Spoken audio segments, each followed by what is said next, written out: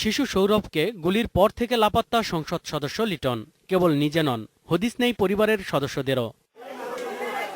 এরই মধ্যে বাতিল হয়েছে সংসদ সদস্যের 2টি অস্ত্রের লাইসেন্স। 3টি শিক্ষা প্রতিষ্ঠানের পরিচালনা পর্ষদ থেকেও বাদ দেওয়া হয়েছে তার নাম। তবে এখনও গ্রেপ্তার না হওয়ায় ক্ষুব্ধ স্থানীয়রা। স্থানীয় সাংসদের কাছ থেকে এরকম আশা করি না। যে ঘটনা উনি ঘটাছেন তার আমরা সুষ্ঠু বিচার চাই। সুন্দরগঞ্জের 6 লক্ষ মানুষের কাছে যদি আপনারা জিজ্ঞাসা করেন, সবাই তাকে নিন্দা করবে। অসন্তোষ জানাচ্ছেন দলের নেতারাও। স্বেচ্ছাচারিতা এবং সংগঠনের তৃণমূল পর্যায়ের নেতাকর্মীদেরকে উপেক্ষা করা, একাধিক এডিবির ফান্ডের টাকা দিয়ে তার মদ্যপ যে তার জলসাঘর সেখানে যন্ত্রাংশ কেনা। যে কাজটি করছে এটি দলের জন্য অত্যন্ত গর্হিত কাজ এবং আমরা এটা মেনে নিতে পারি না। তৃণমূল পর্যায়ের আওয়ামী লীগের নেতাকর্মীরা এখন মুখ দেখাইতে পারতেছে না।